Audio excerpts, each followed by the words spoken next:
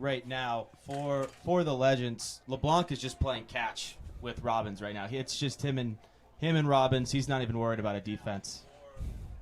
Yeah, it's like not the kind of guy that comes off as someone that pitches to contact. He's just working on getting outs at the plate for the most part. Just do it yourself. Well, 1-2 was crushed to right field, but it's going to stay in the yard.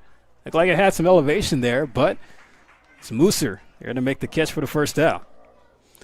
And also, folks, we want to apologize for the technical difficulties that we had to open up the ball game. You know, still trying to work out the kinks here. Yeah, it's a new ballpark, new booth, so, you know, bear with us as we try to get things right to provide solid coverage throughout the summer. It's opening day for everyone, Philip. It's opening day for everyone. We're all getting sorted out here. Christian Lamoth will step in the box, left-handed hitter. Yeah, definitely and been out here the last couple of days trying to get everything right for the folks tuning in. LeBlanc delivers strike one. Now, it's last year, both the Legends and the Seagulls finished at the bottom of the CCL North, so it's a bit of a rough year all around. 15 wins were totaled up for Menlo Park, as well as also 22 losses. And on the other side for the Seagulls, you know, things didn't really favor out much for them on their end as far as trying to stay competitive. We totaled up for 10 wins all of last year with 27 losses.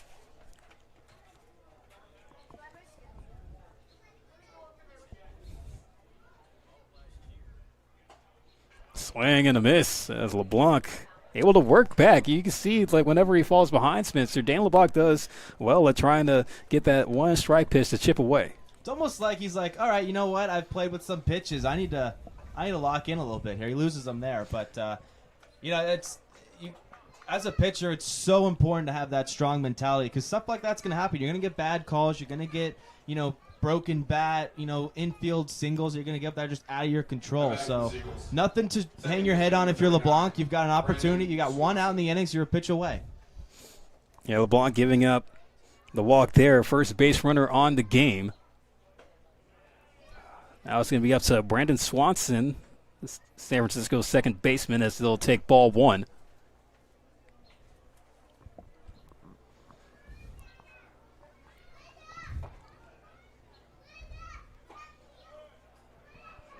Missed inside, goes to 2-0 now. Brandon Swanson is heading to his junior year. He is a JUCO product, College of Southern Nevada. That's actually the same JUCO where Bryce Harper played at.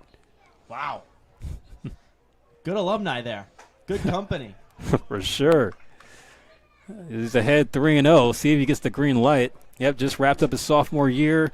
He is from Las Vegas, just like Harper, and you know, he did hit .299 over 3 seasons with 76 hits. Yeah, that's Southern Nevada, so might have had a redshirt year. Injury redshirt, probably. LeBlanc able to get a strike there. Goes to 3-1. I doubt we see movement at first base here. You don't want to risk getting thrown out, and then next thing you know, Swanson walks. LeBlanc's 3-1 is going to miss just in for ball 4. So back-to-back based on balls allowed. Now batting for the Seagulls, designated hitter number 38, AJ Hurtado. The Seagulls with some traffic on here in the top of the second. Going a further down in the order here, as now up as the 7th hitter, AJ Hurtado, who's tonight's DH for San Francisco.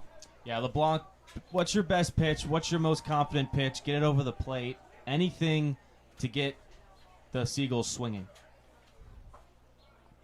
With the breaking ball that time, but just missed off the corner. Yeah, LeBlanc, and I see what he gave a look at Cinzera. I don't think I think he thought that caught some of the strike zone, which he is pretty desperate for it. Yeah, just trying to find a way to get in the zone there. I want to say he broke the plane at the plate. Goes to 1-1.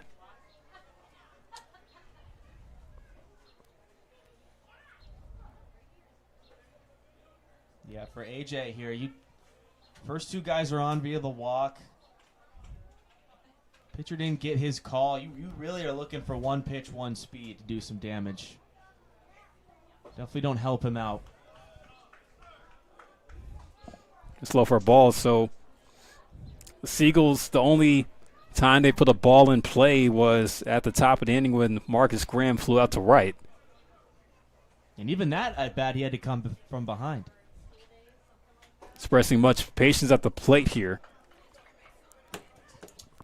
I guarantee we'll see either a coach or Robbins take a couple steps out to talk to LeBlanc here if this at bat results in a walk. And doesn't want to risk losing him because it would load the bases. Gives him the swing, pop up on the right side, close to the line, and LeBlanc will take it himself. How about that? PFP. Hey, it's important. It's why they work on it at every single level. You need to do them. Typically, you feel them off the ground, but this time it's in the air. You'd like to see the first baseman make that call. That's his ball in that situation, but you know what? Sometimes as a pitcher, you need to make that out for yourself. You need to get yourself back involved in the game. Hit the reset button. It's an 0-0 count. You got 2 outs. You're 1 pitch away. Settle in. Get your team in the dugout so they can swing the bats. There's 2 gone for the Legends. Still runners at first and second for Derek Waldvogel. LeBlanc will serve him up the first pitch strike to the 8-hitter. And that's the biggest pitch of the inning right there. First pitch strike. Lock back into the zone. Get your boys back in the dugout. Waldvogel played JUCO ball at Skyline College, where this year he had 406. Swinging a foul ball. Goes to 0-2, and even this, he went to your high school, Spencer. Junipero Serra.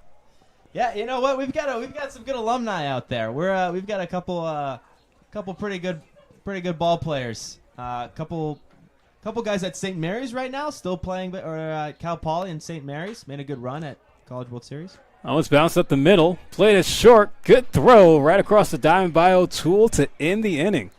Well, Dan LeBlanc able to work out the jam there, keeping the Seagulls off the board as we go to the bottom half of the second. Mooser, Levitt McGee, and Fillinger due up for the Legends.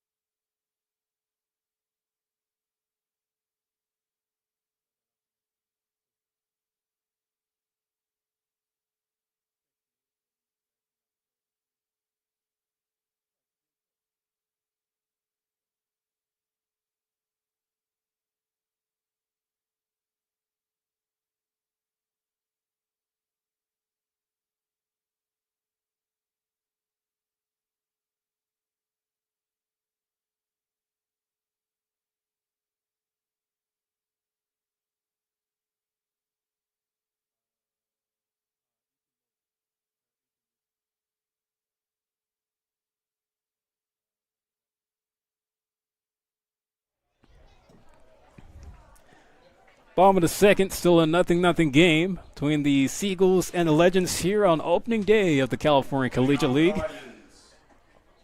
Still searching for our first hit, Philip. We talked a lot about the transition from playing at CSM, a bigger park, and moving to a park like this where the dimensions are pretty short, very very hitter friendly, and we're still searching for our first hit. But like we've mentioned, it's opening day. We're all feeling things out here, getting that swing back from the college year. That's for sure. Swung on and missed for strike one.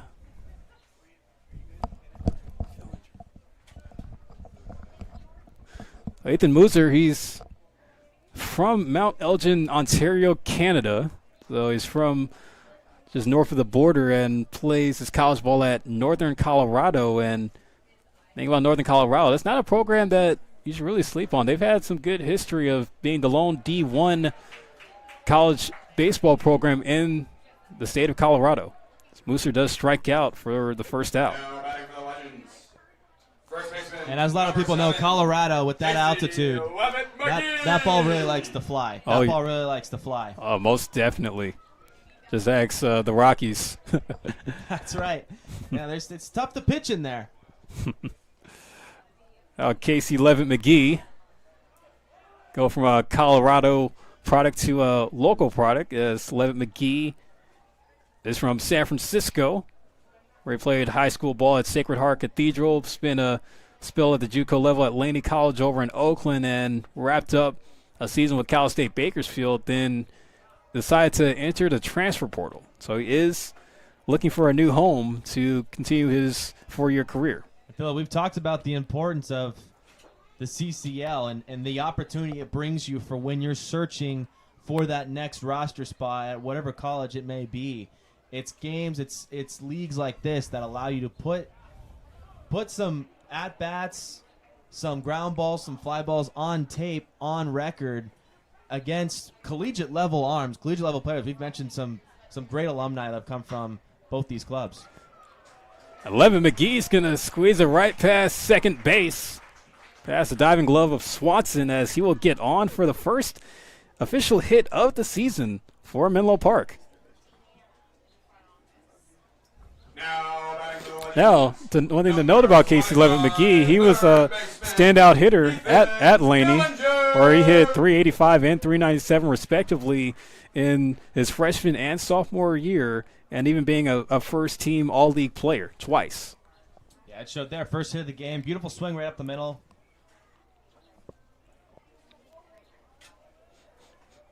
Now it's Ethan Fillinger's turn as he will come up. He is the sixth hitter, all middle of the order, hitting in this inning for the Legends. Fillinger, also a Colorado guy, playing at Northern Colorado. He's a rising sophomore. He's going to look to try to build off of what he was able to do. Didn't really get a lot of playing time, but go back to what he did in high school at Windsor High, hitting 17 home runs over his varsity career. Yeah, that's a guy who's he's clearly got the talent. I mean, a bat like that doesn't just vanish out of thin air. It is tough to make that step to the next level. So he's just looking to regain some momentum. But if you hit 423, guys, coaches will give that bat a shot anywhere. Yeah, Fillinger able to work the walk, so now the Legends with a chance to try to get on the board first. Now batting for the Legends. It's going to be Oliver Hogan. Designated hitter. He's going to have a chance to do so. Hogan. You can talk about a guy that had himself quite the season. He plays just a few minutes up the road at Menlo College, like a uprising D2 program over in Atherton. He's going to look at ball one, but during his time there this year, he hit .372 with 9 home runs, driving in 29, and had an OPS of 1,133. All of a sudden, Whalen has thrown 6 of his last 8 pitches have been balls, with just the one being the base hit up the middle. Now he finds the strike zone, crucial pitch. And now 7 of his last 9. 2-0 on Hogan. Hogan's a Pacific Northwest guy coming from Seattle. Another cold spot. Seeing a theme here, Philip. Oh, takes the breaking ball hits it high down the left field line, and how about that range and running over to make the catch. Davis Germán, wow, what a play for him to run that down. Not an easy play. That is really impressive because he almost overrun that. I mean, you think that off the bat, that is so far out of your reach. You're thinking maybe you have to lay out for that, and all of a sudden you're too early to the ball. That is tough. Battling that sun as well. New area out there, new grass out there in left field too. You never know if you're gonna what your next step's gonna be. Big out. Now 2 gone. That will bring up Will Robbins, who is returning with the Menlo Park Legends after he played with the team last summer. From Burlingame, but he's playing out on the East Coast at Ivy League Princeton. Smart kid. He had himself a good sophomore campaign with the Princeton Tigers, where they hit 6 home runs, drove in 25 RBIs, and even made onto the first team All Ivy League. Yeah, he showcased his pop last summer as well, and his gap-to-gap power was a really big factor into the offense that really exploded a bit last year, right? When James Bose kind of came on the scene, you had Quincy, who was a great leadoff man. You had a lot of bats out there. Anderson as well, another Santa Clara commit. So he was a big part. He was a middle of the hitter order as well. So he was a big part with his gap-to-gap power, which played well in Princeton. Back throw by Whalen the second, keeping a close eye on Levitt McGee over there. Yeah, as a pitcher and as an infielder, why not? Keep your infield on your toes. As a base runner, you're pretty annoyed with that. You're pretty annoyed. Probably no thought about taking third here, so. Robbins got jammed. Pop up off the short, but able to make the play is Feliciano. Well, 2 left on for the Legends, not able to get that first run across. We go to the third, still scoreless between the Seagulls and the Legends here on opening day.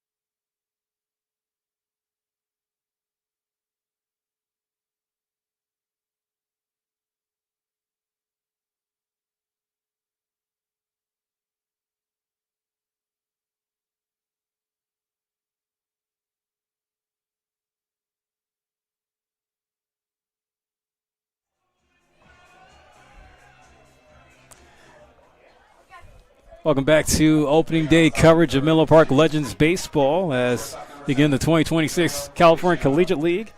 Still nothing game here in the top of the third as the Seagulls come back to the plate 9-1-2. Feliciano, a former Legend who was with the team last year, now wearing the black and blue for the Seagulls. Yeah, good player. Playing the double leadoff role tonight. Always a little bit of a different vibe in the game when you're playing against the team where you're used to wearing their pinstripes. Little Feliciano, he's now playing at Coppin State. Check the swing down the first, say that he went around. I don't know about that. I thought he might have held up. It looked awfully close. Feliciano was quite the player, playing at College of San Mateo before he went D1. He's got a piece there. You're going to roll the strike, probably. It's a pass ball on the swing as Robbins didn't secure it properly.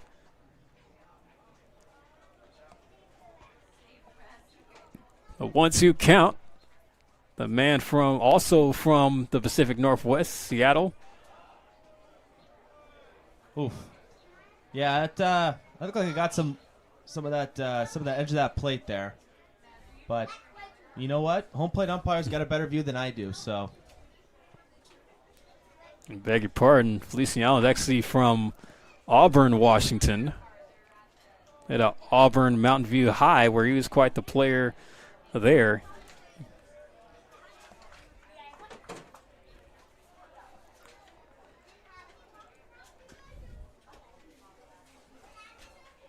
The 2-2 from LeBlanc.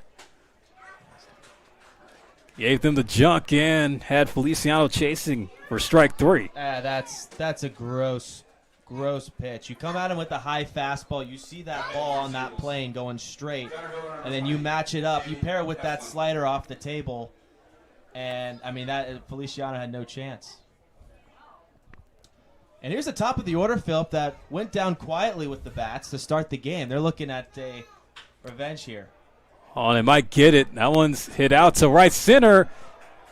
And what a catch by Mooser. Makes it on the run. And he had an excellent jump. He read that off the crack of the bat, and that's why he was able to get there. That was phenomenal play in right field.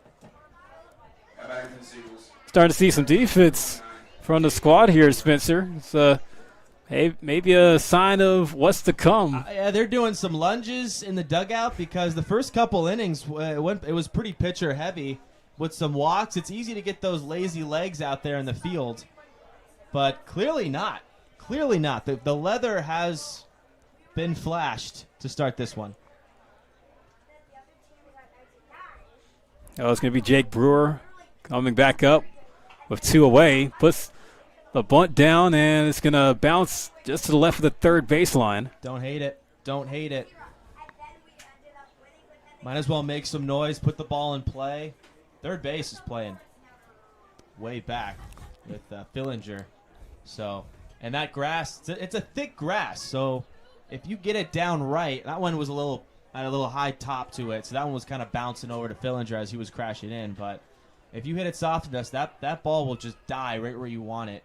Just you got to keep it on the grass. Once it hits that dirt, it'll go anywhere. LeBlanc trying to have another 3-up, 3-down inning.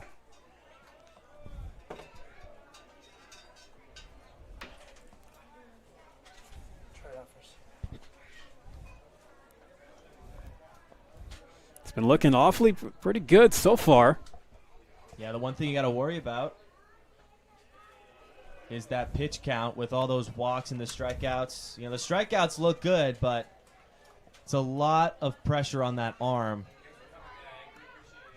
But he's gotten a couple one-pitch outs, so he's found his groove. Missed away with that one. Yeah, and for a guy that's familiar with the way that Nick Sanzeri is when it comes to coaching, you know, this is not so much like new territory that he's stepping into. He's able to get the strikeout there, make that now 5 on the game for LeBlanc. As we're going to go to the bottom of the third, still 0-0. Legends trying to get that first run across.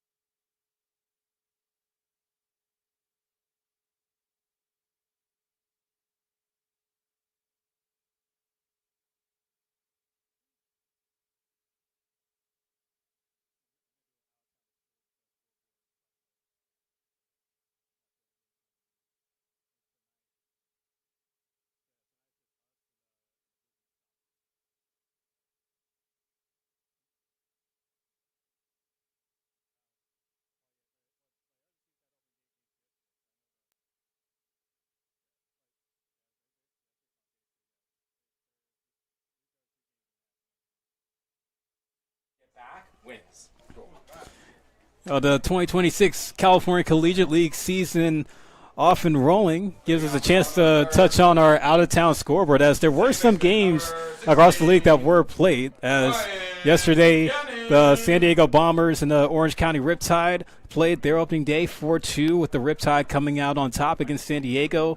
And up in the North Bay with Sonoma, the Stompers beating the San Luis Obispo Blues 7-2, as they're actually running it back again tonight, with the Blues having the upper hand, leading 2-0 so far on the top of the second. Here's Brian Kinney leading off for the Legends here in the bottom of the third. Blues and the Stompers, two very good teams last season.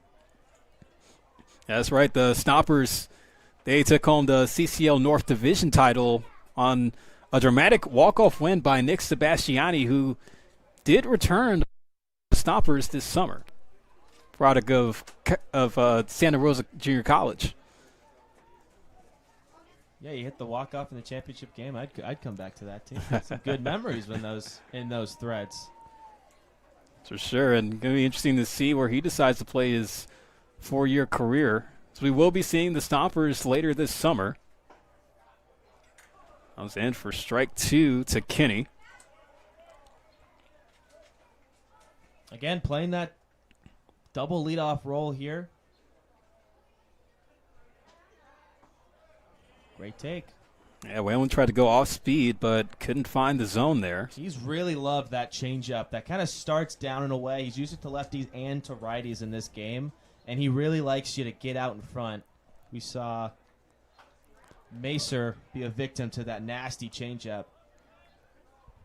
And he uses the vulnerability of the 2-strike count for a hitter, where you're in for that protect mode. So you think anything close you're going to go after, and all of a sudden it hits the brakes and finds some dirt, and good luck to the hitter. Oh, and that one just drops in on the inside part for strike 3. Kinney getting handed the backwards K from Whalen on a beautiful curveball there. Yeah, that was not what Kenny was expecting. He saw the fastball, he saw the changeup, and they just dropped the curveball. After this out, tell all the kids to gather down the third baseline with Captain Fun. They know who I am. Oh, here comes Tyler O'Toole, who led off the bottom half his last time up with a fly out to left.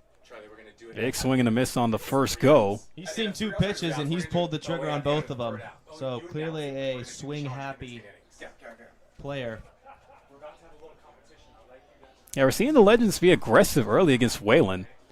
I'm trying to jump on them, see if they can get something out and play. Haven't seen too many hard-hit balls so far in this game.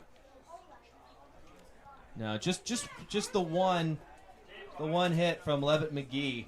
That's snuck by Swanson at second base. Couple nice defensive plays that have taken away some potential hits as well. Definitely worth noting.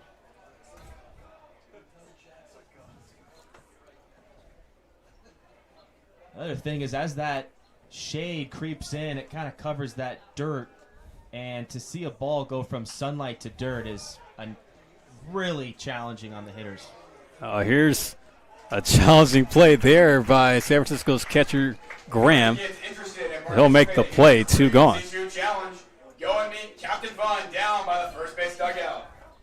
Yeah, well, so far through these first 2 2/3 innings played, Spencer, it's starting to look like a pitching duel between Whalen and LeBlanc. I mean, they both got into a little bit of hot water, and they both gotten out of it via the strikeout and just trusting their defense. The defenses are locked in. We saw some good plays from the corner outfielders, and the off speeds are working. We've seen LeBlanc use that cutter and Whalen use that changeup. Let's see. Usually that second time through the order, the offenses can really start to see the pitch for the first time, they get to see that pitch again, and they can really adjust to it, change the approach. We'll see if the hitters can get the best of them the second go-around. Lewis already down 0-2. He flew out to left himself his last time up. A good crowd on hand tonight for opening day for the Menlo Park Legends. Packed out the bleachers top to bottom, and the kids out of school for summer vacation. A lot of fun, a lot of baseball to be had. That's a fly out to left as that will be the inning. 3 up, 3 down. Go the Legends once again. Finn Whalen staying rock steady for the Seagulls as we'll head to the 4th. Still scoreless here in Palo Alto as you're tuned in to opening day coverage of Menlo Park Legends Baseball here on the Menlo Park Legends live stream network.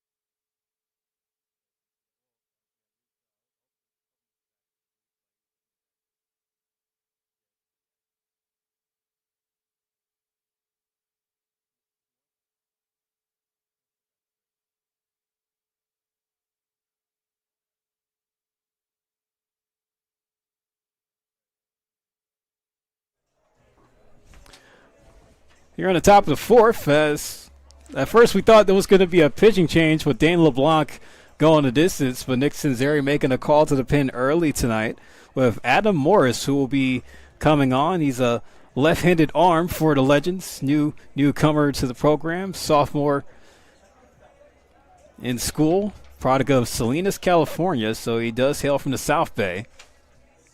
Yeah, Cinzeri, we talked about the pitching coach. He's the pitching coach at Olone. That's his expertise. That's his background. He's very aware about, we're just stepping into June. This is very early. There's still baseball at the collegiate level being played around the country. So a lot of these guys are just a couple weeks, if that, fresh off from pitching a full season at the collegiate level. LeBlanc has already registered 42 innings with 67 strikeouts this past season. So he's already had a lot of gas out of the tank. So they're kind of inching him back into the CCL season. Morris's first pitch to Davis German is fouled off, but Adam Morris, he played his JUCO ball at Monterey Peninsula. Didn't really see a whole lot of action at Monterey Peninsula, just 10 appearances over his 2 JUCO seasons. It's line to left, and it's going to bounce in front of Lewis. That's the first hit for the Seagulls tonight, Phillip. Don't let the Walks try and hide that from you. They've had base runners, but that's the first one from the bat. Yeah, not only did Dane LeBlanc start the first 3 innings going scoreless with those 5 strikeouts and only 2 base on balls allowed, but kept the Seagulls hitless until now, with Adam Morris now coming in. You mentioned Morris, not a lot of innings last season. Didn't quite see the field as much as probably you'd hoped, but 9 2/3 innings, 10 strikeouts. That's a strikeout an inning. He's a strikeout guy. That's clearly where his stuff works best, and he's going to need one to start this inning after giving up a leadoff single. And granted, the lack of play might have been due to injury, maybe, just not getting the chance to. But hey, Absolutely. summer ball, you have that chance to have some free will and not so much dictating how much playing time that you feel like you deserve or you feel like you need to get, but just embracing the opportunity that you have to get the ball every day. Because again, like with summer ball, you're playing every day. Absolutely. The 2-0 count on Marcus Graham. Flew out to right his last time up. There's a way ahead 3-0. See if he gets the green light. The Seagulls, I'm sure, are trying to look for that one big hit that could get them over the hump on the Legends pitching. Got to watch out for that lefty move if you're thinking about going for Gurman. Missed high for ball 4. The Seagulls once again with traffic on. Now batting for the Seagulls. First baseman number 40, Christian Lamoth. A bit of a similar situation that LeBlanc was in the top half of the second, where there was 2 runners on, but the Seagulls weren't able to come around the score. This is probably what Cinzeri had in mind for Morris, a left-handed pitcher. He just walked Graham, a lefty, Lamoth, another lefty. Try and get him the right matchup. Morris just needs to find his release point, really lock in. And again, ground ball gets you 2 outs here. This is a fast dirt infield with a good defense behind you. A nice little slider there from the hands of Morris, and for strike 1 to Christian Lamoth. Yeah, how about that introduction for Christian Lamoth? That is quite the first impression of Adam Morris for him. And even you can see the release point kind of has the arm angle a little bit far out on the left side of the mound, able to make a pitch break in. There he tried to do it again, just missed in. Yeah, I wouldn't be shocked if he threw that a third time. Maybe you try and switch up Lamoth's timing here with some heat. But clearly no interest in that slider. Count even at 1 ball and 1 strike. He goes hard there, but off the dish. Even the crowd not agreeing with the call there at home. Yeah, that's just the tough side of being the pitcher. Sometimes you don't always get the calls. But even if that was off the plate, that's a great spot for Morris. I'm great if he hits that same spot again. It's 2-1, missed away. Robbins reaching out with the glove, trying to prevent any advancement on the base path. This becomes a big pitch for Morris. A 3-1 count with 2 on and no out. You really don't want to clog up the base paths here with nowhere to put someone and nobody out. Missed for ball 4. Back-to-back walks will load the bases up for San Francisco. So now Morris in a little bit of trouble here. Well, shouldn't say a little bit, but in quite a bit of trouble for Brandon Swanson, who's going to come up. And visit out to the mound. And Swanson's a guy who's eager to hit. He's eager to hit. He came up, he saw 5 pitches, 4 of them were balls, and he took his free 90 feet back in the second inning. So he's ready to swing the wood. He's ready to really make a statement in this game that has already turned out to be a pretty pitching defensive game where a couple runs can be pretty Any dead time, pretty big. always have music. It's their meeting, so I wasn't understanding. That was a quick mound visit. Morris trying to regroup himself. Still nobody out for the Seagulls. Brandon Swanson, who walked in his last plate appearance, will have a chance here now to see if the Seagulls can get something going. See, like the corner infield for Menlo Park going to play in. Fillinger playing in at third, and Levitt McGee playing in at first. That wind's really starting to pick up. You can see the trees back there. Some dirt on first base that's flying from right to left. And even the jersey of Adam Morris also being exposed by the wind as well. Wind does not hide. And, just a little bit off the bay here in Palo Alto. That breeze probably coming from the bay. The 1-0 in from Morris. Able to nick the corner for strike 1. A little bit of, might have been some help there from home plate, but a great spot regardless. Definitely needed it. Don't want to fall behind 2-0 with nowhere to put them. You've got McGee and Fillinger playing in, ready to fire home, it looks like, and then you're duo up the middle, ready to turn 2. On misses low. And that might be the case if any ball were to go to the infield. They might shoot for home. Well, if they were shoot for home to get any out of some sort. It would be a big one. Trying to keep this game at 0-0. Morris is 2-1. Went low that time, but couldn't find the box there. 3-1. And I'm sure everybody knows at this point there is no ball strike challenge here at Summer Ball. No so tapping the hats, no tapping the helmets. No, sir. We're all human here. There is some action down that right field line for Sinzeri's bullpen. Swanson rolls over it. Over the short, bobbled by O'Toole, as that's going to bring home a run for the Seagulls. And may go down as an E6. Could have had a chance for a play there, but San Francisco draws first blood.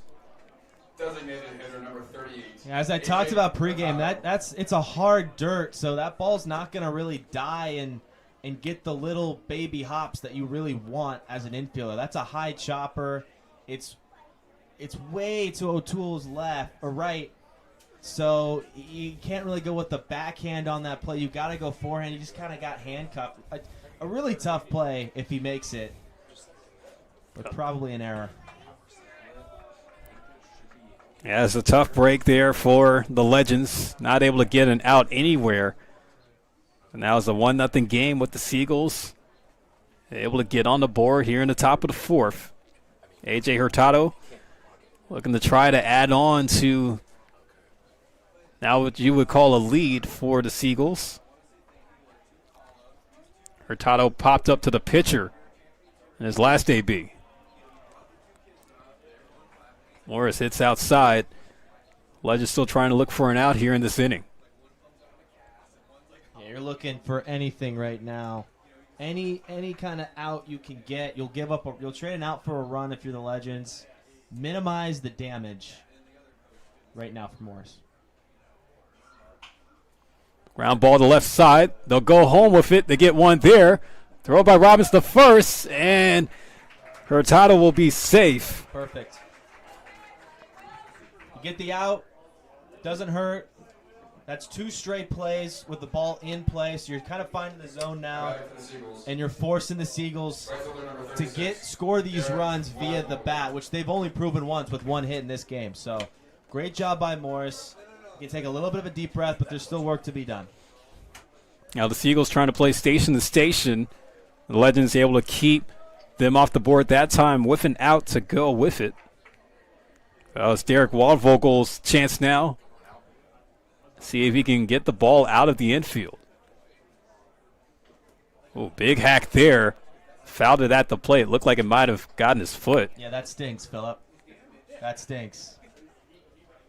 He's trying to walk it off. You can see just a pace away from the batter's box. Yeah, this won't be the most fun at bat for AJ, but he's still got a job to do. Now Adam Morris looks into Waldvogel. Oh, and got him swinging, missing there for strike 2. Might have been a high changeup he was trying to go there. Saw some late break tail off at the end once the ball reached home plate. You know what? High changeups are tough to hit because no one's really trying to throw a high changeup.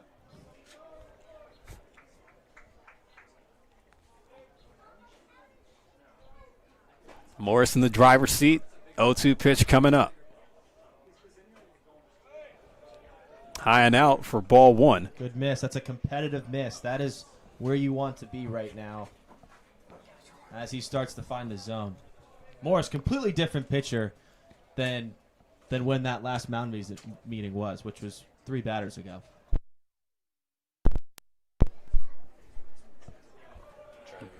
Missed away again. Probably wasn't a waste pitch. Might have just gotten away from Morris. Yeah, I think you're right. 2-2. I wouldn't play with fire here. I would just challenge Waldvogel. Yeah, he's just trying to look for something to drive. Lamont at third, Swanson at second, and Hurtado at first. Ground ball to second. Oh, and right through the wickets of Brian Kinney, as that's going to bring across 2 for the Seagulls. It's another bad break for the Legends. As is now a 3-0 game. Now batting for the Seagulls. That stings. Shortstop number 7, Emilio Feliciano. Yeah, this is where a team's character is really tested here. Couple ground balls didn't go your way. Started off slow, but you had some fight in the last couple at bats. You found some outs. Looked like you were just about to get out of the inning. How do you respond to that play? This is where the mental side of baseball is really tested in all these ball players. Yeah, just something that every infielder fears. A ball going right through the legs, especially of a chance to make a big impact play. Was lined up perfectly for a double play chance, but goes the other way. There's Emilio Feliciano. Takes strike 1, so it does go down as an E4 on Kinney.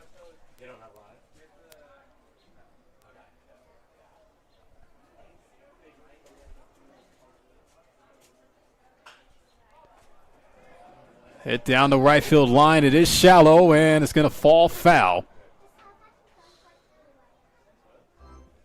Yeah, not a clear white line today in this field. So you could see the Legends first baseman McGee just throw his hands up, trying to signal it was foul, helping out the first base ump. Yeah, it's like, with the lack of baseline chalk, which due to the resources, like it's up to the discretion possibly of the fielder to kind of make that decision for the umps. Yeah, taking on another job is McGee, trying to do a team effort here. Nonetheless, Morris is ahead 0-2 on Feliciano, who did strike out his last time up in the third. Runners at first and third with 1 out. Feliciano against the lefty as a right-handed hitter. You do want to think right field. Let that ball travel. If you try and think pole and try and hit that over that 326 sign, you're going to find a slow roller over to that left side of the infield. So you got to think right field if you're Feliciano here. Runner takes off for second, and the hit and run is successful as it's through the hole and in the right. Coming in to score is Hurtado. Waldvogel will go to third on the RBI single from Emilio Feliciano to now make it 4-0 Seagulls. And the Seagulls manager, Now batting for the Seagulls. Mark Caviglia, right now. His smile is ear to ear. That was beautifully done on the hit and run. Yeah, just timely hitting, working in favor for San Francisco. This point of game has not been the inning that Adam Morris has been hoping for. As it looks like Morris might be getting the hook here. Announce it twice, but right now and then again in a little bit. Oh yeah, but you can't really put it all on Morris here, Spencer, as those 2 errors that was committed by the Legends defense kind of caused this to be a 4-run game. Yeah, absolutely. You get that double play, you get that ground ball. That's probably a double play. That was pretty well hit, and he did the elevator. He went down to a knee, which is fine as a second baseman. But once you get that glove up instead of going at the ball, which was just on a nice roll, hard ground ball at him, that's where you get the right underneath the glove becomes a weakness, and that's exactly what happened. And with the bases loaded, it was just the Seagulls were just running the bases, and that absolutely hurts. It's really hard for teams to recover from that. We're going to see another arm come in for the Legends, as we'll give it a rundown of who it is once we come back after this break. 4-0, the Seagulls lead.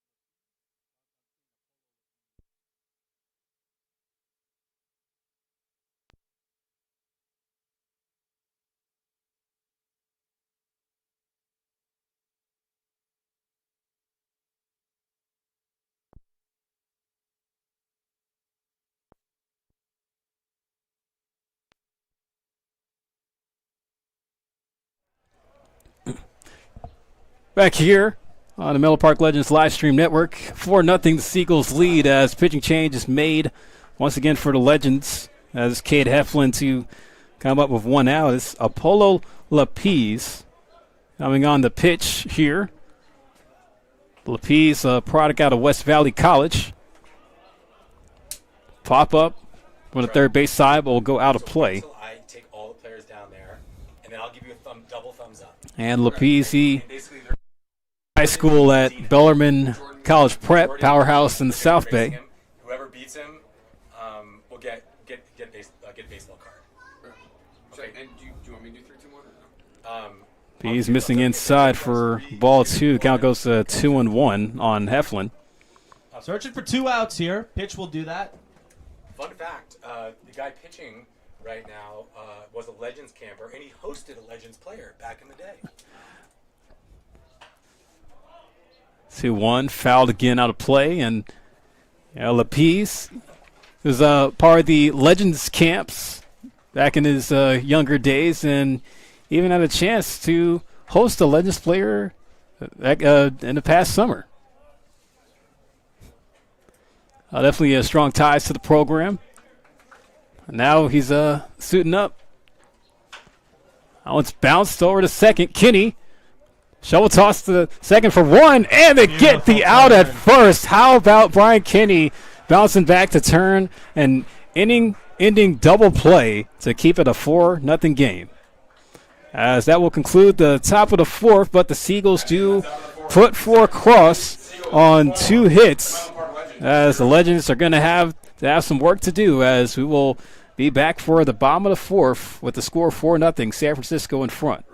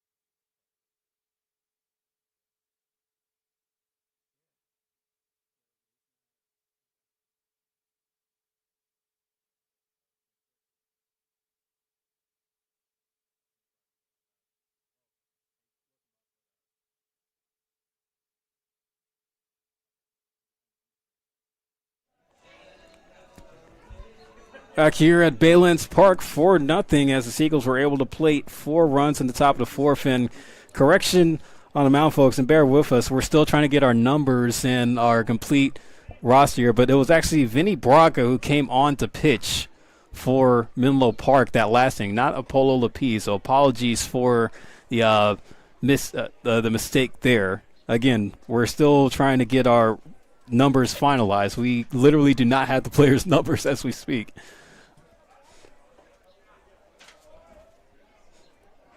Mason Griffin coming up to hit here to begin the bottom of the 4th after the Seagulls put up 4 runs in the top of the 4th.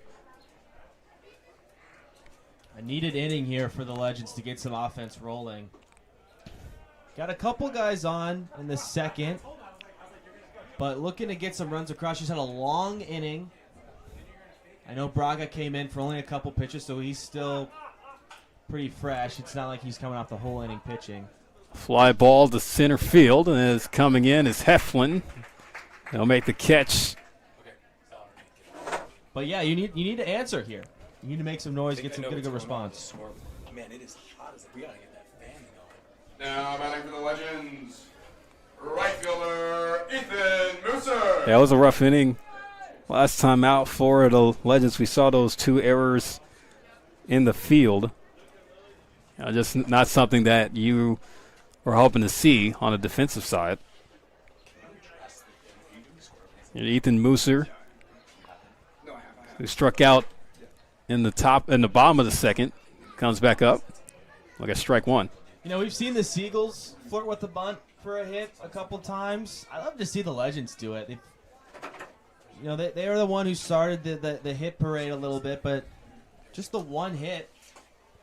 That third base has not been a fan of that infield grass. He's been staying way back, trying to get a hop. But as a lefty here, thinking about it. Yeah, and it's something that a player could factor in, that this is probably a field that they've never played on before. So, like in the pregame, it only tells so much, but in live game, you can't really, get that feel like you're hoping for. I was at the second, dropped, but picked up and recovered by Swanson to complete the play and get the out at first. The benefit of second base. It's the shortest throw on the diamond. So good job by Swanson, just to get enough glove on that ball, knock it down, Back for the the out. Legends. Number 7, first baseman Casey Lemon. And so far, Finn Whalen, he's retired 7 straight Legends going back to the bottom of the second. So a Legends hitter hasn't been able to reach base since Ethan Fillinger was able to get on with a walk. And when Casey Levitt McGee had the lone hit for the Legends in the game. Speaking of, here's Casey Levitt McGee coming up with 2 out. Sorry for the commotion here, guys. I'm just trying to get this one. Yeah, we talked about that bat that he displayed in college. And man, your first at bat at Summer League, you get a hit, you're thinking you're going to pick up right where you left off. You are right now. McGee is probably the most confident hitter in this lineup, having the hit, having the track record. A lot of these guys have phenomenal track records. But he's seeing it. Taking outside goes the 1-2 for him. You also see a little bit of a lefty shift here on McGee. Shortstop playing just over the middle of the bag, just to the left of the second base. And third base, not playing shortstop, but right in that 6-hole between where the shortstop and the third baseman would play. Outfield as well, shaded to the right, clearly playing the pole. And even you can see the third baseman, Brewer, playing a little bit more to the left side of his position. Which, you would think a lefty is typical, but I find it a little odd. Whalen's thrown a lot of two-seamers that have run off the outside of the plate, which McGee would want to take to left field, not pole. He gets Levitt McGee there on the payoff with the high heat for strike 3. Now make it 8 in a row set down for the Legends. Finn Whalen is locked in, folks, and he's pitching a shutout through 4 as we now go to the 5th, 4-0. Seagulls still in front.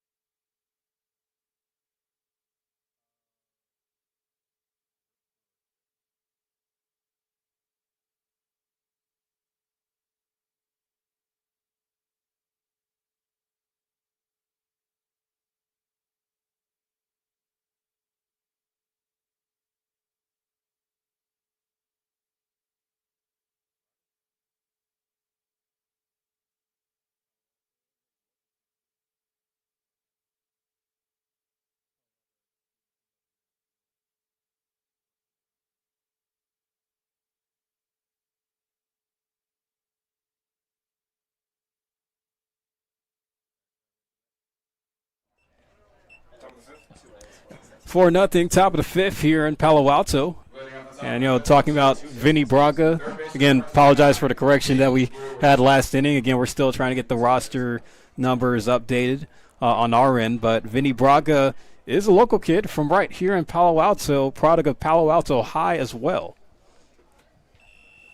Yeah, a stellar Palo Alto talent. Posted a 1.56 ERA his senior season. And now he's playing ball at Santa Clara, where he was 5th in appearances. So clearly a trusted arm for the Broncos out of the bullpen, which is the role he finds himself in tonight. Could be the role he might have for the summer. Depending on how he does. It's Jake Brewer, who has struck out twice in this game, down 0-2. Only Siegel not to hit in the long 4th inning where they scratched across their 4 runs. Yeah, the Seagulls almost batted through the order last time up.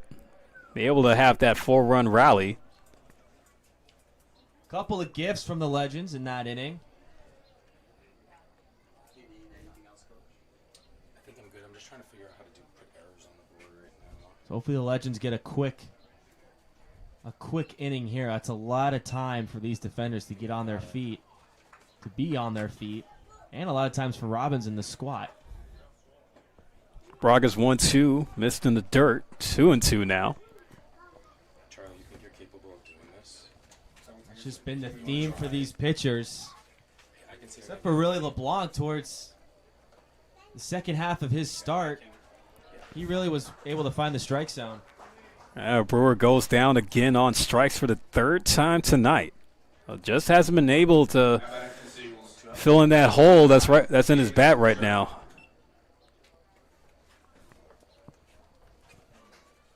There's Davis German, who had the leadoff single in the 4th.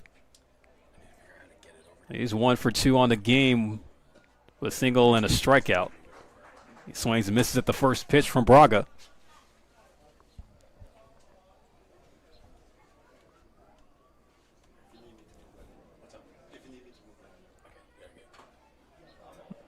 Fouled off just barely at the plate. 0-2. Really love that pitch sequence. A nasty slider that starts inside and runs away from the bat of German, and then just heat 2-seam movement in, coming in, stinging the hands.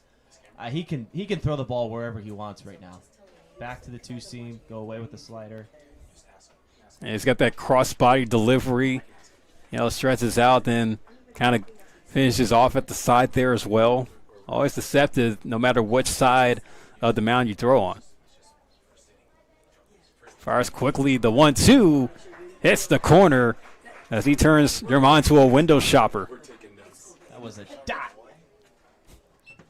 Just buckle the knees. Right spot. Back-to-back case goes for Braga. Let's bring up the cleanup hitter for San Francisco and Marcus Graham. A fly out and a walk so far on the night. Offense today. Pitchers duel. Minus some errors. And, we talk about Santa Clara, Vincent Braga playing there himself.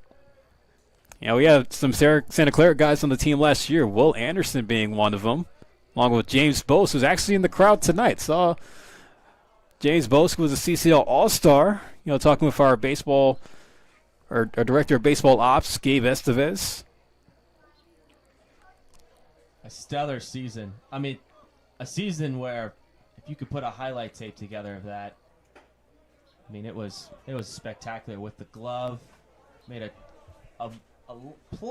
lots of airtime defensive plays, grabs, sliding up the middle, showed off the home run pop quite a few times at home and on the road. I have a question. Are there any more challenges?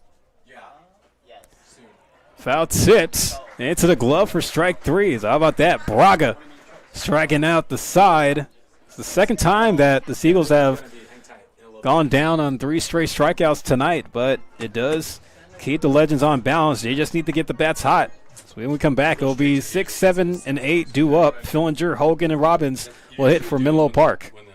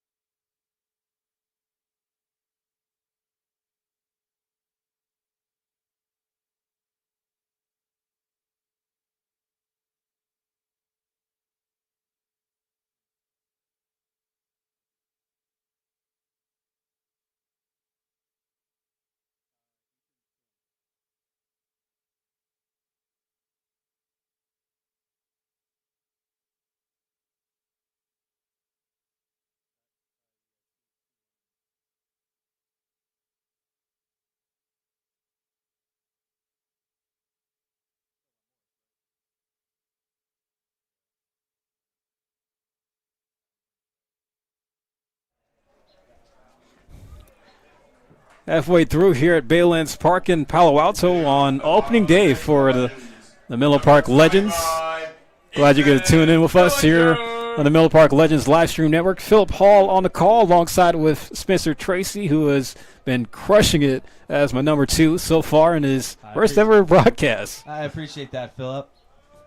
There's a comfortability around the baseball field for me. I don't know. Well, you know the game more than anybody that I know. Well, I should say more than anybody I know. I know a lot Yourself of people. credit. But Yeah.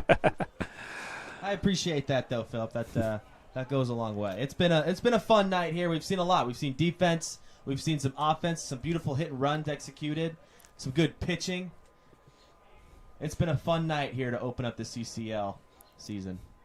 Sure, Finn Whalen delivers the 1-1 pitch, misses for ball 2. Finn Whalen has been pitching a shutout through 4 so far for the Seagulls.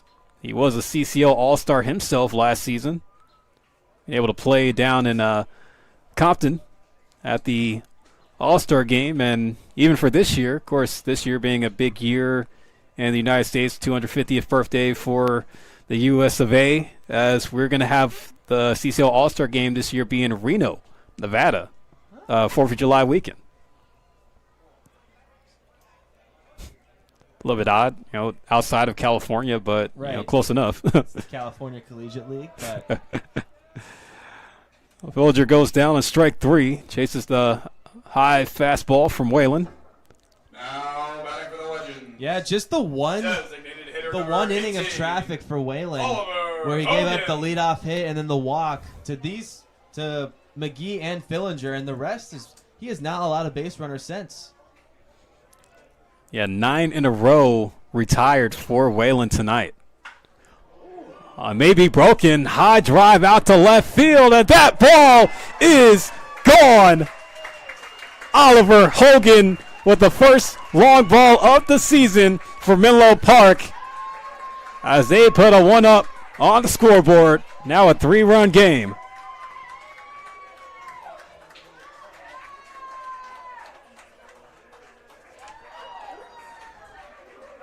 Man, that feels good right now for the boys in green on that first base side. Home runs like that can be a momentum swing, Phillip. A guy's cruising like he is, he gives up a long ball, that gets the blood flowing a little bit more for those guys. Yeah, Oliver Hogan with the big shot. Able to boost some confidence back into the Legends dugout. They're hyped up to see the first official long ball in CCL play there. So Hogan, he hit 9 of those at Menlo College this season. And Will Robbins himself, he was able to hit some dingers for Princeton with 6 in 2026.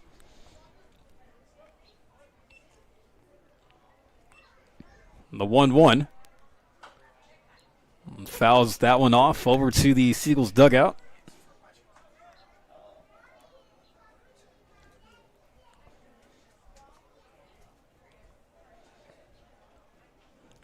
Yeah, this next out for Wayland. Getting a strikeout after a home run is almost like a great way to just wipe the inning clean, move on, carry on. It was just a one mistake pitch, so Robin's trying to do some damage, keep a rally going. Line drive to third, but caught by Jake Brewer with the hands of an arrow catcher for out number 2. Now batting for the Legends. Yeah, if we could pick where we Second all hit the baseman, ball, number we'd all 16, hit 1,000. So Kenny. that's just the frustrating part of baseball. Great at bat from Robbins. So Brian Kinney trying to redeem himself, had a rough go in the 4th inning of an error that helped the Seagulls pad onto that lead. He's at the plate tonight. He struck out looking in the 3rd. To that nasty curveball, which we have not seen too much tonight from Wayland, but it proved to be quite effective in that long at-bat with Kenny. Swung on a miss by Kinney for strike 2. Kind of pressing a bit here at the plate. Finn Whalen trying to recover from the long ball that he gave up.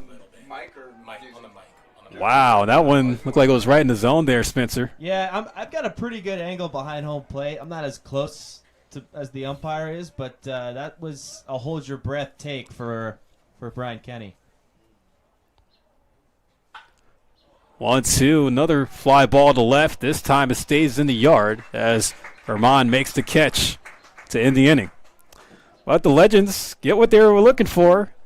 That first run, it comes by way of the big fly from Oliver Hogan. His first on the year and the first team home run for the Legends here in 2026. Now making it a 4-1 game. We go to the top of the 6th here on opening day.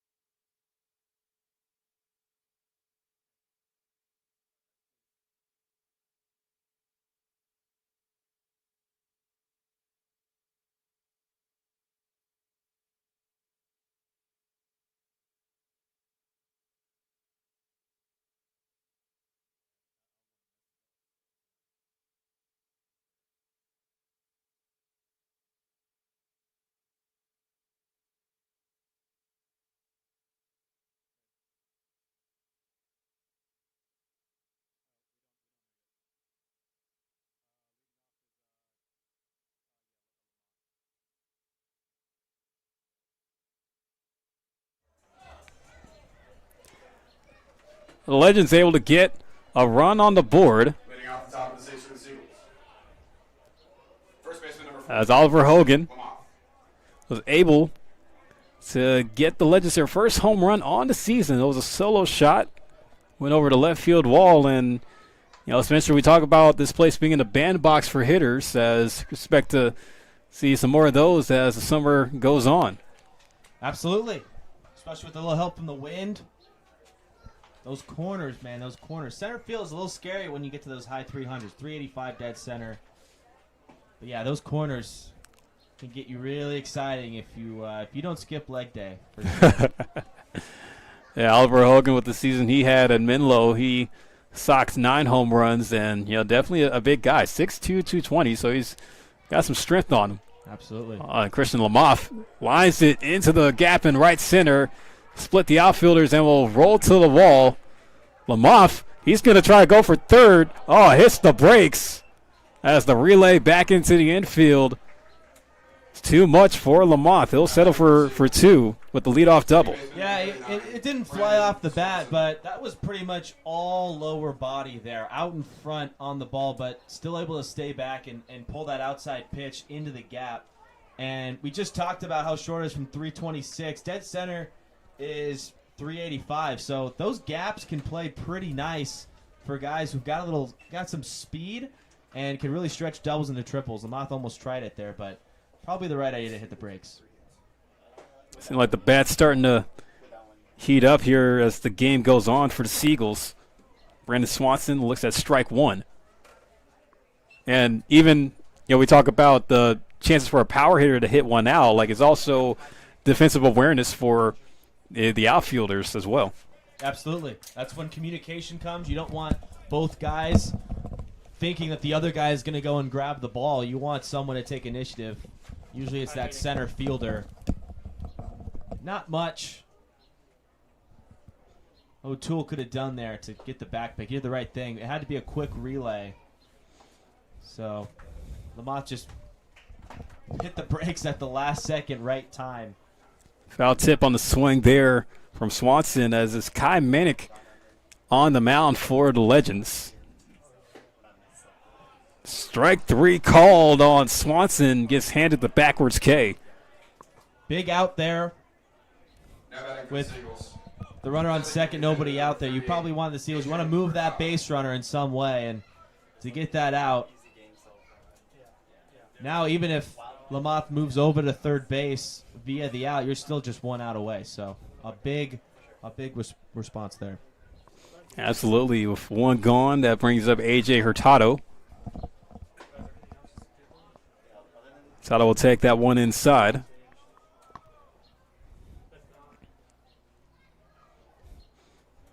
And this bottom of the order has been quiet. Just the one hit from Feliciano in these last six batters. Waldvogel did reach on an error, but other than that, it's been pretty quiet for this bottom of the order. Fouled off to the left. Kai Manick is actually from the town that will be hosting the CCL All-Star Game this year, Reno, Nevada. Product of Reno High. Did play his JUCO ball here in the Bay, however. Both at Ohlone and Cabrillo. Cabrillo a little bit more south in Aptos, close to Santa Cruz. I don't know, Spencer, would you consider Santa Cruz to still be the Bay? I think you might be stretching it. I'd be fine if you wanted to include it. I don't know. I would say it's a little out there, right? It depends. Am I crazy? Like, I see the argument, but I don't know. To me, my first thought is not really. By asking of this question, I think people would consider Gilroy to be the cutoff. Right. If you're talking about going south, and if you're going north, possibly Santa Rosa, Healdsburg, maybe. I mean, again, don't come at me, but right. Right, we're stepping on some toes here. Yeah. We're stepping on some toes. My justification is like anywhere where Bart goes, that's the Bay. Yeah. So Gilroy's on the Caltrain schedule for me. That's or Caltrain. Yeah. Or Caltrain. I think that's valid. Pickoff move by Manick. He's checking on Lamoth. Never a bad idea to let those runners know that you've got your eye over there, just in case they get a little too comfortable. Decent lead there. Big lead by Lamoth at second. And dirt, good block by Robbins. Pardon me, seems to be a substitution at catcher. Just getting word of that now.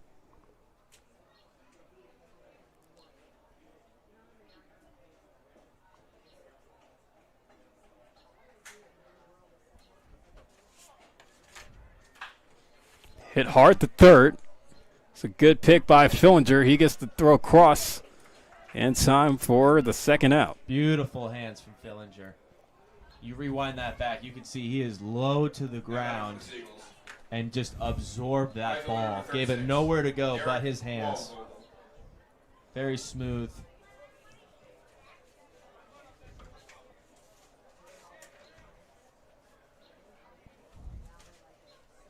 Derek Vogel will step back in.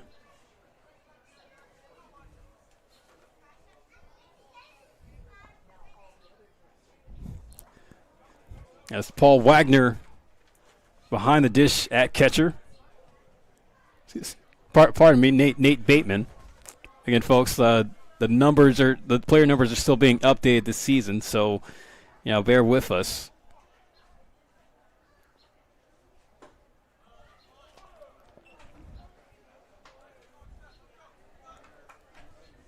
Manick is threatening to strand Lamothe, the leadoff double, at second base now with 2 away after recording the strikeout and a nice ground ball to Fillinger.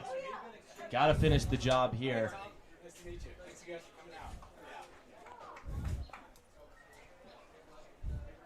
And Manick missing away with that pitch. 2 balls and 1 strike. So confirmation is Nate Bateman, who came into play for Robbins at catcher.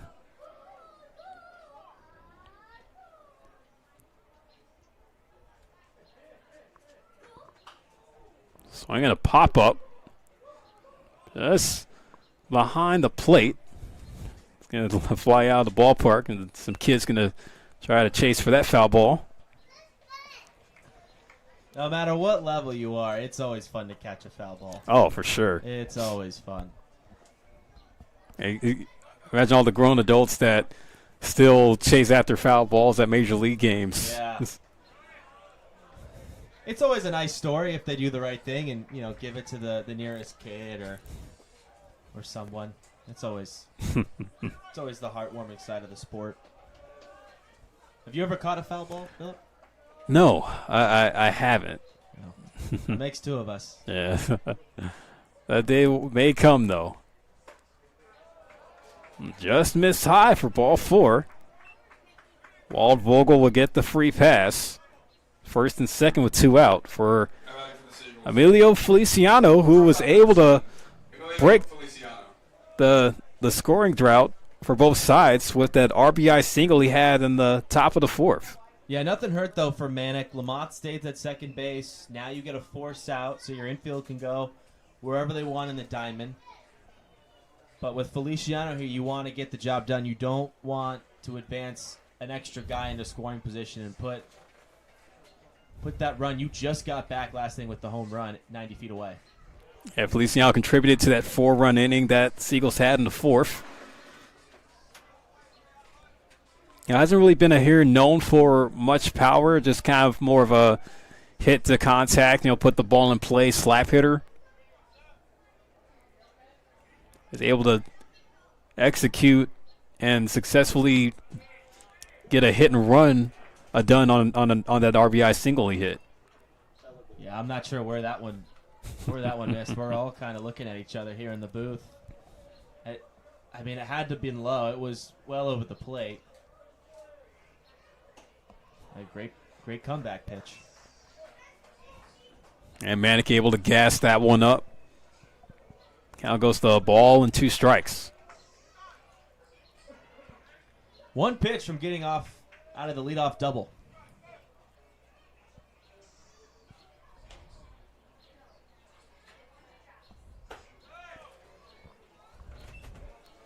Taken high.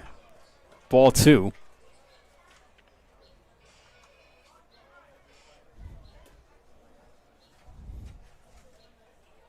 Infield and the outfield pretty much straight up here for Feliciano.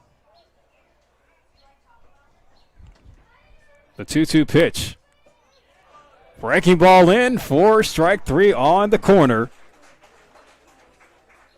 2 strikeouts with 2 hitters going down looking in the top half of the 6th for Kai Manick. 2 left on for the Seagulls. Still a 4-1 game as the Legends will come back to the plate in the bottom of the 6th.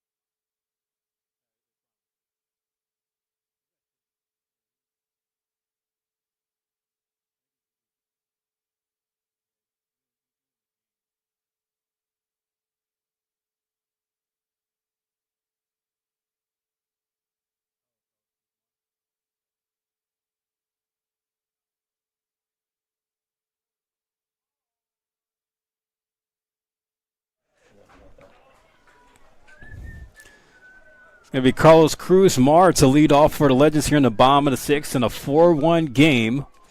Seagulls still in front. Ooh, runs in, hits Cruz Mar in the back. He'll wear it like a fashion model.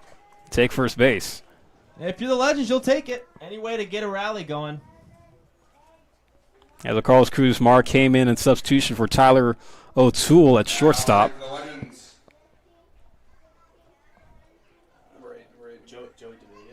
Joey DeMilio.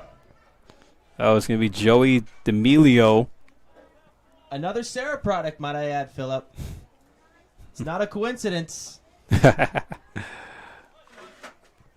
reduced a lot of big names, and I feel like the biggest name of them all, well, it could be a toss-up for this one, Spencer, but I know Tom Brady, Barry Bonds came out of there. Keep going. There's more. Ooh, help me out. Lynn Swan. Lynn Swan, oh, wow. Some great alumni. And we've got a new wave coming. Like I mentioned, there's a couple guys on that Cal Poly team that made it to the Super Regionals. St. Mary's, who was just one game away, lost to Cal Poly. A couple guys there. Great product. Emilio pops it up, left side of the infield. And making the play there is Brewer. It's one gone.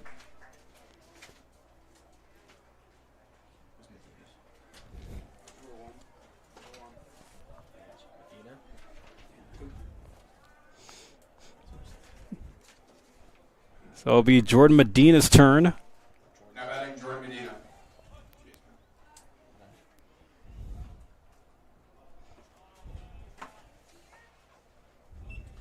Jordan Medina is one of the Ohlone guys that was able to play in the same program that Nick Sinzeri coaches for when he's not coaching summer ball.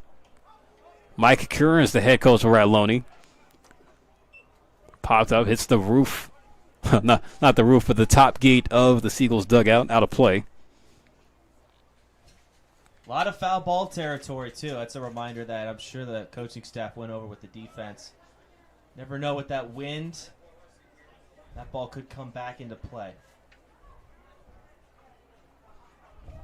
Jordan Medina was one of the top players playing for Ohlone this year. Or as we can't forget to mention that Ohlone did have a deep run this year in the 3C 2A playoffs, making it all the way to the state championship, but did fall short against the eventual champion Santa Ana College. Rolled over to second. They're going to try turn two here. There's one, and that's the only out that they will get. Probably the best you're going to do there with Swanson. That's a tough play. You got to flip your body completely around, and you're really just focusing on getting that out at second base, right? You've got the 3-run lead. Double play is nice. You'll take the out at second, get the second out of the inning with an offense that's only registered 2 hits in this game.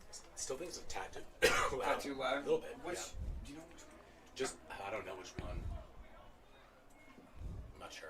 I mean, maybe just pull your Yeah, just away from the mic a little bit.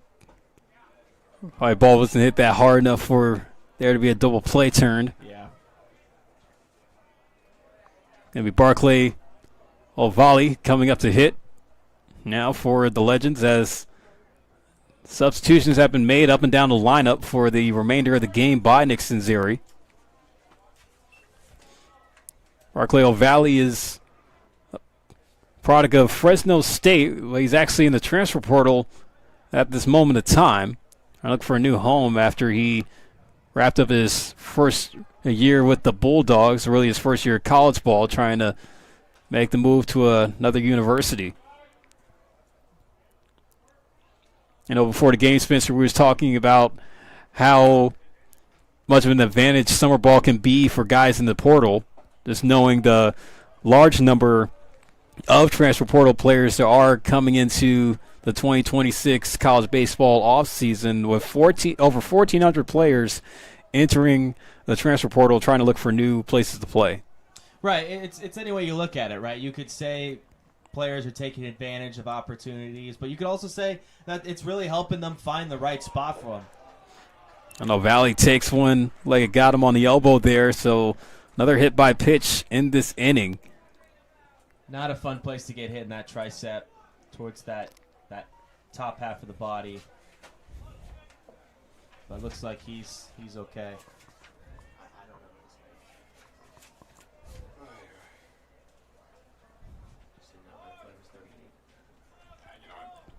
He doesn't get an introduction.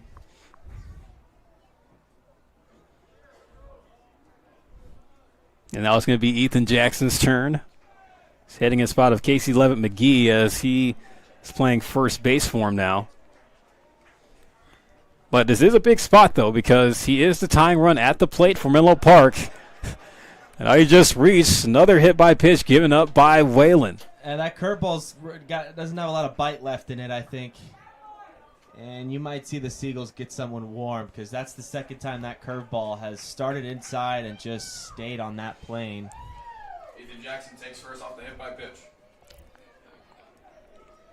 Now that this opportunity really increases here with the bases loaded. And this is probably going to be a mound visit to kill some time for the Seagulls bullpen to get hot. Yeah, for sure. You know, Whalen may be showing signs of wearing down as this game goes on. And, you know, for the work that he has been able to do tonight, at least keeping the shutout through 4 until he gave up the home run to Oliver Hogan in the bottom half of the 5th. You know, the game has still been in his favor for the most part. Yeah, it was a short mound visit. We are going to return to play here. Gives us a chance to get our first look at Michael Aikawa. You know, Michael Aikawa, he's got quite a bit of talent to his resume and success to his resume as a D3 product out of Lewis and Clark College. He's originally from Piedmont, where he went to Piedmont High. Yeah, but had a good year in 2026, hitting .325 with 7 home runs and 43 driven in. The bases loaded now for the Legends. They have a chance to get close to the Seagulls here, still being down 3. By Makawa, the pinch hitting role is one of the hardest roles to have in baseball. Really hard to come off the bench. And in a spot like this, we have a chance to totally turn this game around for the Legends. But 2-0, pick a spot, pick a speed, dig into it. Oh, that one went towards Aikawa's head at the duck, out the way. Yeah, that's an easy take. 3-0, I really don't see him swinging here. 2 hit by pitches and 3 straight balls. And Whalen's 3-0 will miss for ball 4, so he walks in a run to get the Legends within 2 as Medina will cross home plate. Yeah, that's going to do it for Whalen. Not the way he expected his night to end, but a really impressive performance from Finn Whalen tonight. He was absolute nails and got hot right when his bats got hot as well. And I mean, he did his part tonight as a starting pitcher. And that's going to be it for him. He gets the hook, and a new arm will come out for the Seagulls as the Legends starting to make some noise here in the bottom of the 6th. 4-2 game with Orion Duran coming up.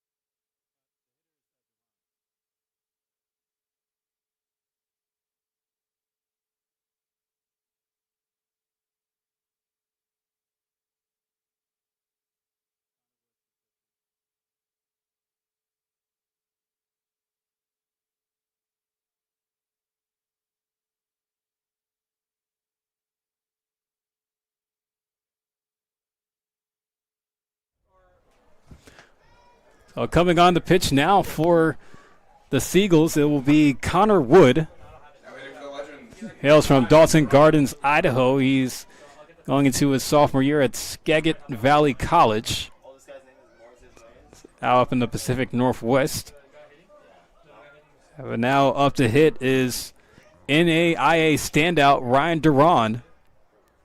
So it's going to be the first look that we get from the guy that actually finished top 5 in the nation in batting average, hitting .430 on the season in the NAIA ranks. Wow.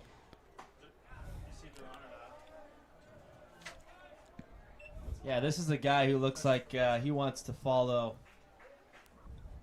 He wants to follow suit of Oliver Hagan, his teammate, who went yard last inning. Yeah, still a bases loaded spot. Yeah, if you're Connor Wood, your direction from the pitching coach was come in and just give me some strikes. You got a 2-run lead.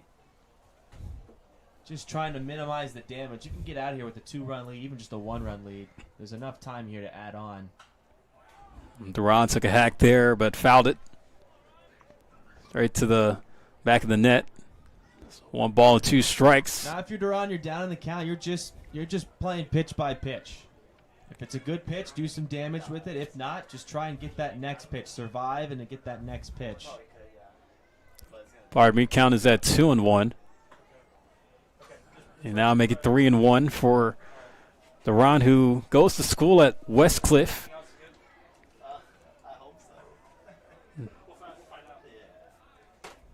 He's originally from nearby Whittier, California. He played JUCO ball at Rio Hondo. Fun fact, Rio Hondo is where Evan Longoria played JUCO ball before he went to Long Beach State. Oh, Duran crushes it out to left field, but it will stay in the yard. Didn't have enough tailwind to get out. That will be the inning. But the Legends do bring across 1 to cut the deficit now in half. 4-2 game as we go to the 7th. Seagulls still lead as you are tuned into Menlo Park Legends Baseball here on the Menlo Park Legends live stream network.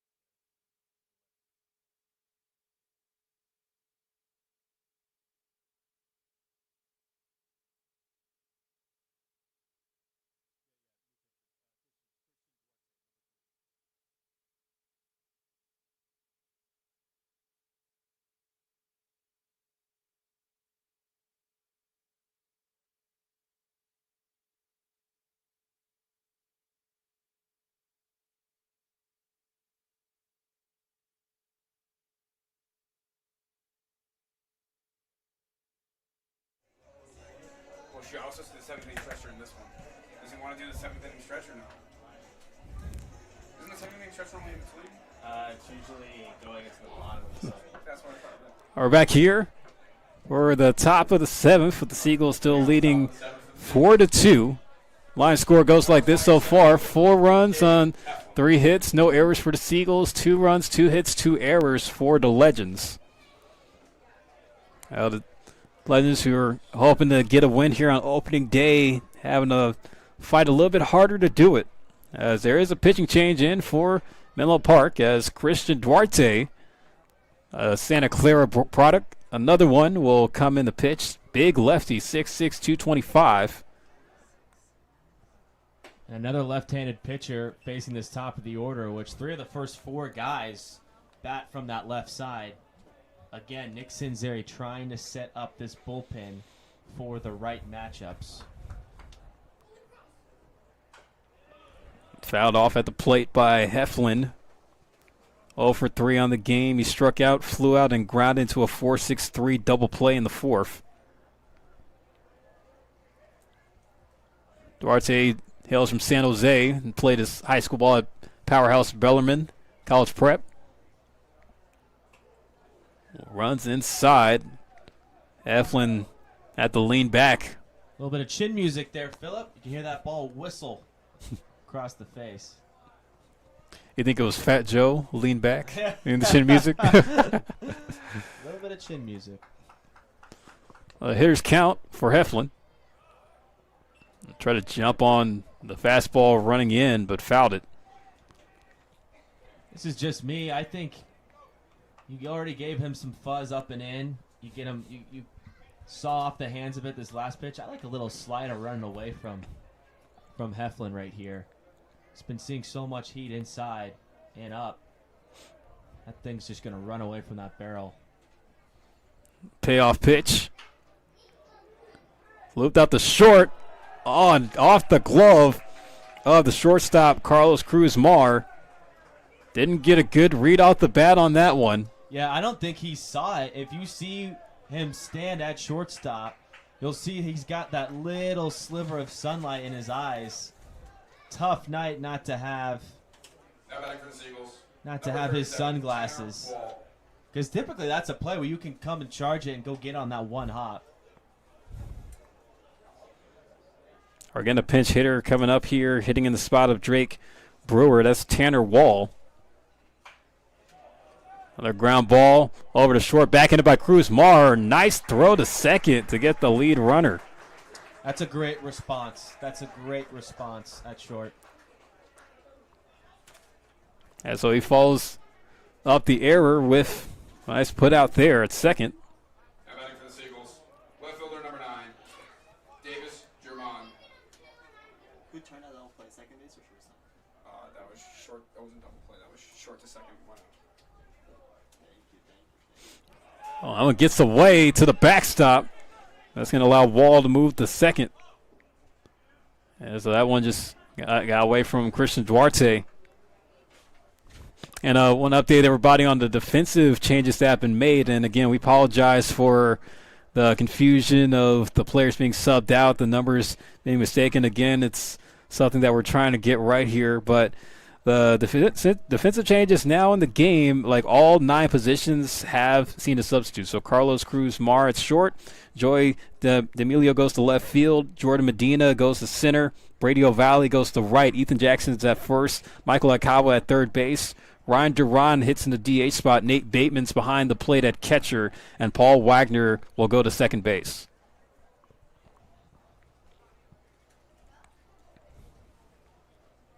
Now it's Davis Herman back up to hit.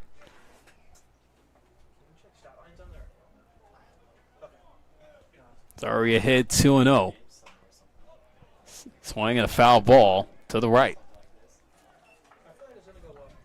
Oh, best thing about being at Balin's this year, Spencer, is that we have lights for night games. We have lights. Oh, the lights start to come into full effect now as the sun sets here in the Bay. We didn't have lights last year at College of San Mateo, even with the game starting midday, where we were able to get enough sunlight to play into the early evening. Yeah, it's always a fun time. It's a memorable game to play underneath the lights. Not too often do you get that luxury. But yeah, we got most of our games are at night. Let's hit out the right center, and it will be cut off out there, but it's going to be enough for Wall to score standing up as Herman parks it at second with the RBI double to now make it 5-2 Seagulls.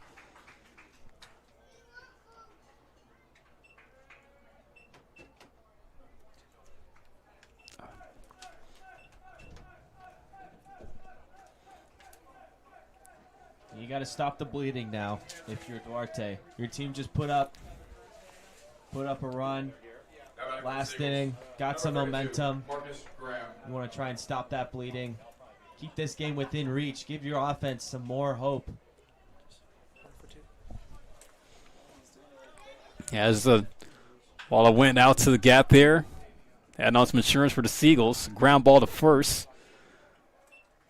Jackson will step on the bag easily. There's 2 away. It does allow Herman to move to third.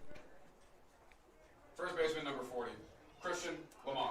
Not bad. You're just still 1 out away, so there's no sac fly threat here. So you'll live with that. You'll train it out for 90 feet there. You still have the lefty-lefty matchup.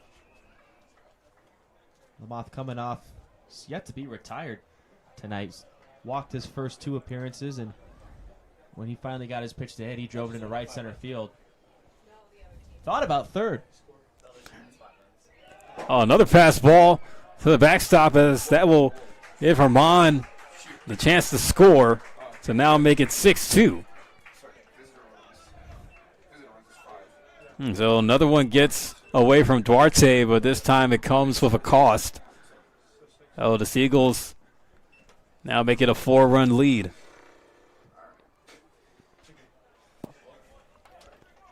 Yeah, and that's the kind of thing you don't want to have happen, especially this late.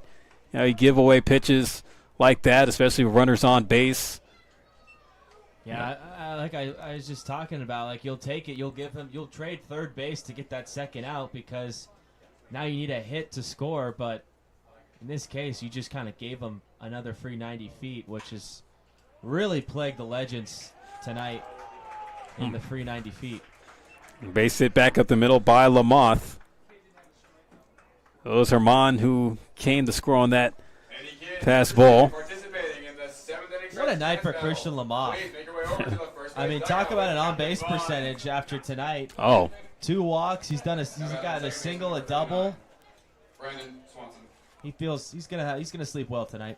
Yeah, for sure. 2 walks, a double and a single on the evening for the first baseman hitting in the 5-hole. First pitch strike in to Brandon Swanson.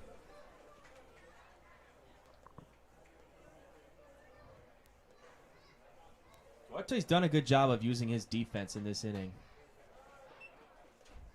Got a few ground balls. The Lamoth one just kind of finds a hole. That one double. That one hurt. That was a nice swing in the bat. But other than that, it's been a pretty smooth job from Duarte. And Christian Lamoth plays college ball at St. Bonaventure, the Bonnies. Known for their Cinderella runs on the basketball court. Yeah, for sure. They can swing the sticks. Just outside by Duarte, goes to 3-1 for Swanson. It's walked, lined out, and struck out in this game. Actually, pardon me, he actually reached on an error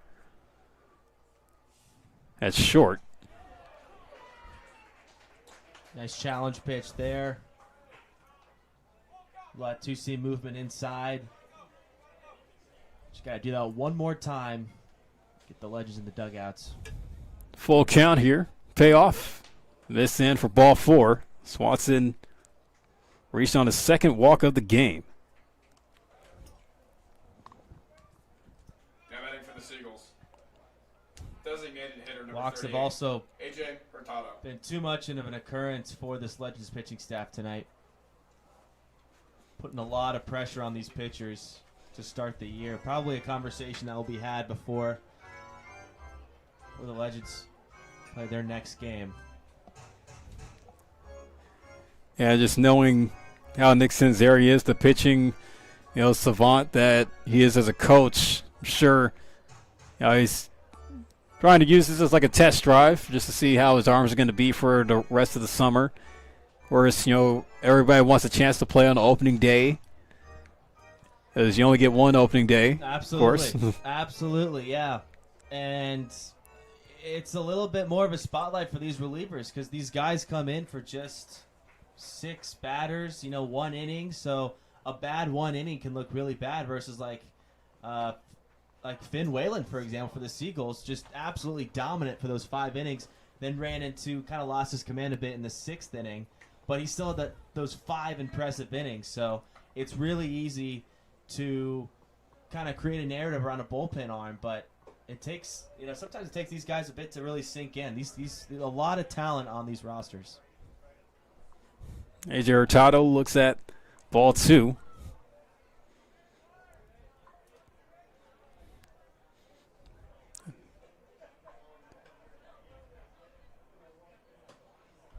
Three and 0 now, and there's also the feel too. You want to have a good feel of the mound, just knowing that this is where you're gonna be for most of the home season, and just thinking like, hey, this is something I need to get used to. Let me, try to make some real estate here on this rubber. Absolutely. Back throw to first, so it was dropped. That was a great idea, though. I'm a fan of that. Try and create your own outs. Help a pitcher out.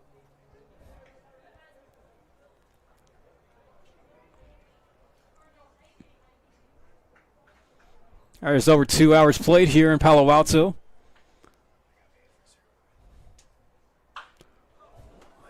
Smacked hard down the left field line, but goes way foul, almost into the parking lot.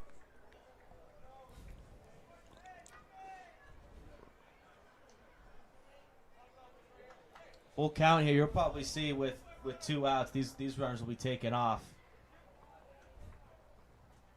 which puts a lot of pressure on this one-on-one battle we have between Duarte and Hurtado. Excuse me. Hurtado on the night popped up to the pitcher, reached on the fielder's choice, and did come around to score, and then rounded out to third. Called strike 3 as Yump says, "Where are you going?"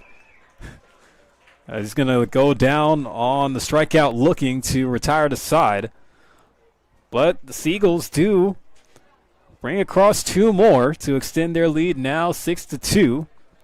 One being highlighted by the RBI double from Davis Herman. As stretch time here at Baylands Park, we go to the bottom of the 7th. Please welcome our 2 dance teams to the floor.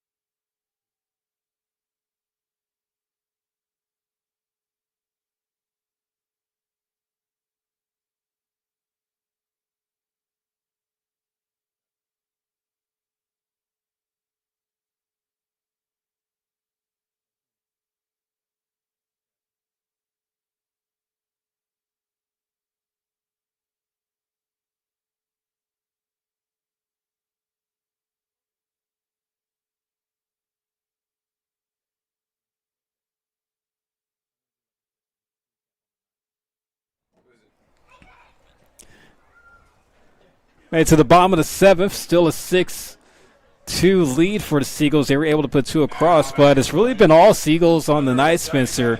Let's start off with Finn Whalen pitching 4 shutout innings, and then the Seagulls had a 4 spot in top of the 4th. Then bottom of the 5th, Legends were able to get on the board from the solo home run from Oliver Hogan. They added on another in the 6th. Fair ball down the left field line. Hit by Nate Bateman. It's going to roll